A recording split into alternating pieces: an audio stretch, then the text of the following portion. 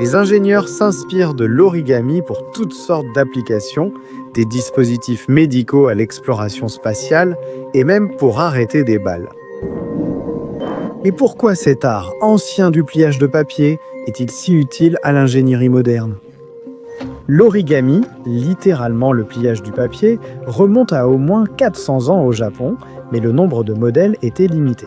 Il n'y avait qu'une poignée de motifs, peut-être 100, 200 en tout au Japon. Aujourd'hui, il y en a des dizaines de milliers documentés et la plupart sont apparus au cours du 20e siècle.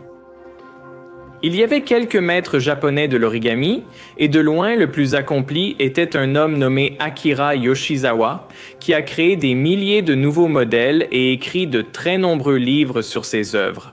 Son travail a inspiré une renaissance mondiale de la créativité en origami. Eh bien, je voulais plier un cactus. La première chose à faire était de comprendre comment obtenir les épines d'un cactus. Donc, on peut imaginer que si je peux faire 2 épines ici, je pourrais faire la même chose pour en faire toute une rangée. Ensuite, je peux revenir en arrière et faire un design complet. Et voilà ce que ça donne. Waouh! Et en fait, le cactus et le pot sont faits à partir d'une seule feuille de papier. Le papier est vert d'un côté, rouge de l'autre. Tout ça est en un seul papier? C'est un carré de papier non découpé. Quelle était la taille de ce papier? Environ 1 mètre carré. Il y a donc une énorme réduction de taille de 1 mètre à cette taille, mais c'est nécessaire pour obtenir toutes les épines. Et combien de temps ça a pris à faire? Ça a pris environ 7 ans du début à la fin. Waouh! Pourquoi l'origami, cette chose créée surtout pour l'esthétique, est-elle si utile, disons, pour les choses structurelles, en ingénierie mécanique ou pour l'espace? Pourquoi le retrouve-t-on dans autant d'applications? Eh bien, ce qui rend l'origami utile, c'est que c'est une manière de transformer une feuille plate en une autre forme, avec relativement peu de traitement. Voici un modèle plié qu'on appelle un cylindre triangulé. Il est bistable, c'est-à-dire stable dans 2 positions. Voici la première, et si je le tords, voici la seconde. Il y a vraiment plein de mécanismes bistables là-dedans parce que, tu vois, on voit bien comment ça fait comme un petit clic en se mettant en place. Mais si on combine 2 mécanismes dans des directions différentes, on obtient un effet magique de changement de couleur. Oui, c'est impressionnant. Alors, on regarde ça et on se dit, OK, c'est un jouet en papier sympa. Est-ce que c'est plus que ça? Et la réponse est oui. Ça se transforme en ça? Oui, ça devient ça. Nous travaillons avec une entreprise appelée Intuitive Surgical qui fabrique le robot chirurgical Da Vinci. Ils voulaient pouvoir insérer un cathéter flexible avec le robot, mais les cathéters flexibles ont tendance à se plier ou se tordre. Nous avons donc développé ces soufflets en origami. Si vous regardez là, il y a un trou qui reste de la même taille, peu importe le mouvement. Cela permet d'insérer le cathéter tout en étant soutenu tout au long du chemin dans le corps. Ou pour un autre exemple, ici, j'ai un mur pare-balles pliable et repliable.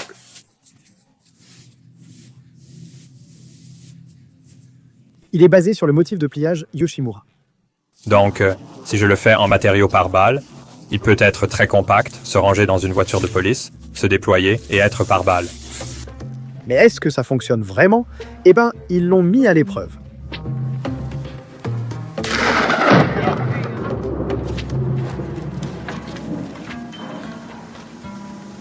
Avec 12 couches de Kevlar, il peut arrêter les balles de pistolet. Et un nouveau modèle avec des panneaux interchangeables devrait arrêter les balles de fusil. Dans ce flacon, ce sont des balles qui ont été arrêtées par de l'origami. Un avantage intrinsèque de l'origami est que le simple fait de plier un matériau peut le rendre plus rigide. Je voulais justement poser la question. Oui, Encore de l'origami. encore plus d'origami. Mais je voulais dire que c'est une façon de rendre la canette plus solide tout en utilisant un métal plus fin. Mais pour les applications d'ingénierie, le défi le plus courant est de plier des matériaux épais et rigides. Voici du polypropylène, très rigide. Il est impossible que je puisse plier cela en un sommet aussi étroit. Donc ceci est un exemple qui montre plusieurs choses. Des plis de substitution peuvent être utilisés à la place des plis traditionnels et cette pièce de polypropylène se plie tout en prenant en compte son épaisseur. En découpant ou en entaillant les matériaux et en ajoutant des charnières si nécessaire, on peut, en effet, plier des matériaux rigides. C'est utile, par exemple, pour déployer des panneaux solaires. Ce motif était peut-être le grand-père des structures déployables. Il s'appelle le Miura-Ori. Il a été utilisé pour des panneaux solaires. En fait, c'était l'un des premiers motifs à avoir été envoyé dans l'espace, en 1995. C'était la mission Space Flyer. Comme vous le voyez ici, tout s'ouvre et se ferme en un seul mouvement, et une fois aplati, c'est très fin et compact. Il s'agit d'un modèle appelé le flasher en origami, qui génère un mouvement de repli et de déploiement très particulier. Ce motif a été proposé comme design pour les panneaux solaires des satellites, augmentant la compacité au lancement et la fiabilité lors du déploiement. Un nouveau domaine de recherche en origami vise à améliorer l'aérodynamisme des locomotives de fret. Le problème avec les locomotives de fret, c'est qu'elles ressemblent à des briques roulant sur les rails, donc leur aérodynamisme est horrible. Idéalement, j'aimerais un cône à l'avant pour améliorer l'aérodynamisme, mais ce n'est pas possible car elles sont comme des blocs Lego, assemblés n'importe où sur le train. On ne sait pas si c'est la première, la deuxième ou la troisième. Voici un prototype à l'échelle montrant un motif que nous avons testé sur une locomotive de fret. Il se replie à plat, mais peut ensuite se déployer. Nos modèles informatiques et tests en soufflerie montrent que cela permettrait à cette entreprise d'économiser plusieurs millions de dollars par an en diesel.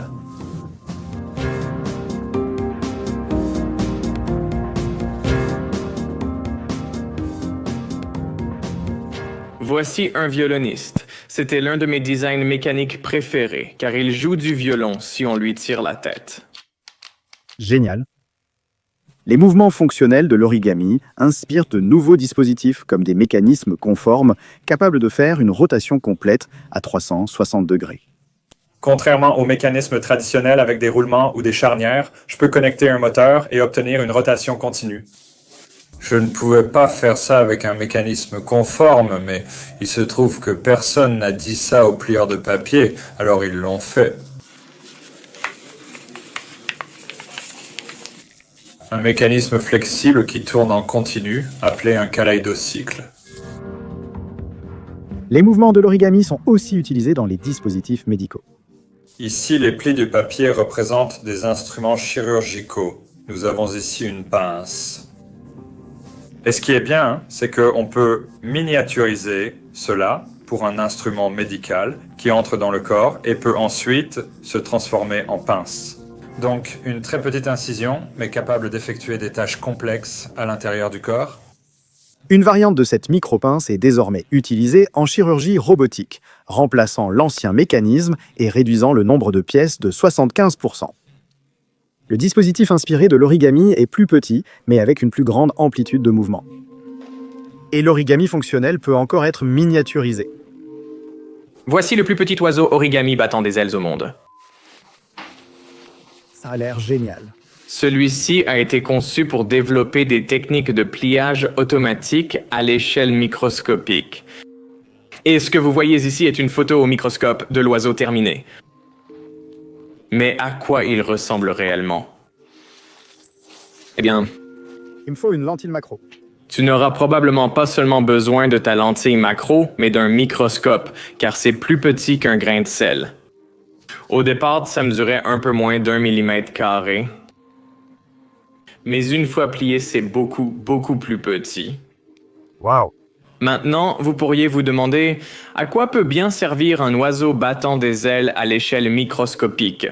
Et la réponse est, eh bien, rien pour un oiseau qui bat des ailes. Mais il existe des dispositifs médicaux, des applications médicales, des implants microscopiques, où l'on pourrait vouloir une petite machine. Voici un nano-injecteur utilisé en thérapie génique pour délivrer de l'ADN aux cellules.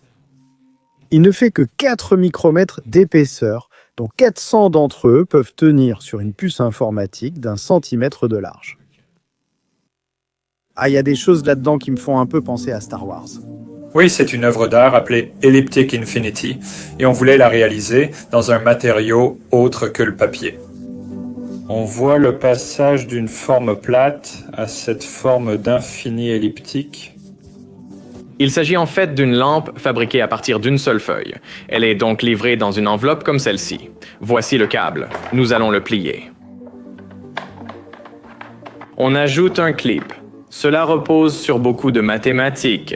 La courbure de ces lignes influence les longueurs, la flexion et la courbure d'un point à un autre. Tout cela est interconnecté. Et la seule façon de concevoir tout ça et d'obtenir des plis qui fonctionnent ensemble est d'utiliser des méthodes mathématiques. Ma formation professionnelle est en mathématiques et en physique. J'ai fait de la physique des lasers pendant 15 ans. J'ai obtenu mon doctorat en physique appliquée. Et dans bien des cas, mon travail consistait à comprendre comment décrire les lasers mathématiquement.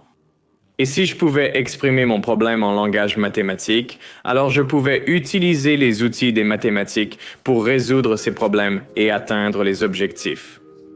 Mais je sentais aussi que l'origami se prêtait bien à cette même approche. Alors j'ai commencé à essayer de comprendre comment décrire l'origami avec les outils mathématiques. Et ça a marché. Je suis assez fasciné par les maths là-dedans. C'est difficile pour moi de concevoir à quoi ressemblent ces mathématiques. Les mathématiques se traduisent par une manière de représenter un design qu'on appelle un motif de pli. Laisse-moi prendre quelques motifs de pli. D'accord. Voici un motif de pli d'origami. C'est un plan de pliage, ici pour plier un scorpion. Une bonne façon de concevoir ce genre de choses est de représenter chaque élément, pince, patte, queue, par une forme circulaire. Ce ne sont pas des plis circulaires, c'est un concept abstrait. On représente le motif par un cercle, puis on trouve un agencement de ces cercles sur le carré, comme si on rangeait des balles dans une boîte. Donc pour le scorpion, il y a une longue queue. Imaginez un grand cercle, comme une grosse boîte de conserve.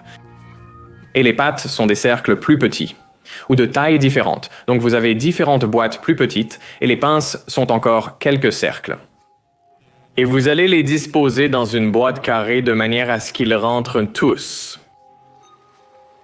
Donc on place les cercles dans la boîte, et leur disposition vous donne le squelette du motif de pli. Et à partir de cela, on peut construire géométriquement tous les plis. Il faut suivre des règles. Tracer une ligne entre le centre de chaque paire de cercles. Et dès que 2 lignes forment un V, on ajoute un pli au milieu. On appelle ça un pli de crête. Et il y a d'autres règles similaires, plus complexes, pour ajouter encore plus de lignes. Mais tout cela se fait étape par étape. Ça dit que si vous trouvez ce motif géométrique, cela vous indique où tracer la ligne suivante. Et vous continuez ce processus jusqu'à avoir construit toutes les lignes.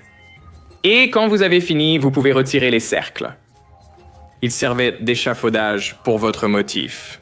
Et le motif de ligne qui reste, ce sont les plis nécessaires pour créer la forme. Et c'est ce qu'on voit ici. Et c'était probablement la plus grande révolution dans le monde de la conception en origami. En suivant ce processus systématique, le motif de pli donnait exactement la forme que vous vouliez obtenir au départ. La méthode de remplissage de cercles que j'ai décrite fonctionne pour tout ce qui peut être représenté sous forme de silhouette schématique. Comme un scorpion. On peut le dessiner comme un bonhomme bâton, avec une ligne pour le corps et la queue, des lignes pour les pattes, d'autres pour les pinces. Et à partir de ce bonhomme bâton, de n'importe quel bonhomme bâton, on peut utiliser le remplissage de cercles pour obtenir une forme qui se plie ainsi. Mais supposons que ce que vous voulez plier n'est pas un bonhomme bâton. Supposons que ce soit quelque chose de plus comme une surface, une sphère, un nuage, ou, en termes animaux, un grand corps massif comme un éléphant. L'algorithme du bonhomme bâton ne va pas marcher, mais il existe d'autres algorithmes pour cela. Il y a environ 10 ans, un mathématicien japonais nommé Tomohiro Tachi a développé un algorithme qui fonctionne pour n'importe quelle surface. Vous lui donnez une surface triangulée sous forme mathématique et lui, ou plutôt son algorithme, vous donne le motif de pli qui permet d'obtenir cette surface. C'est aujourd'hui assez célèbre et ça s'appelle Origamizer. Et c'est un moyen de transformer une feuille, quelle qu'elle soit, en n'importe quelle forme tridimensionnelle. L'origami est donc utile en ingénierie parce qu'il fournit une méthode pour transformer une feuille plate de matériaux en pratiquement n'importe quelle forme par pliage. Ou, si le produit final est plat, l'origami permet de réduire ses dimensions tout en facilitant son déploiement. Le simple fait de plier peut augmenter la rigidité. Ou encore, l'origami peut tirer parti de la flexibilité des matériaux pour générer des mouvements précis. Et ces principes sont évolutifs, ce qui permet la miniaturisation de dispositifs. Mais surtout, l'origami permet aux ingénieurs de s'inspirer des idées brillantes que des gens ont eues au fil des siècles en pliant du papier. Mais pour traduire ces idées en solutions concrètes, il faut beaucoup de mathématiques, de modélisation et d'expérimentation.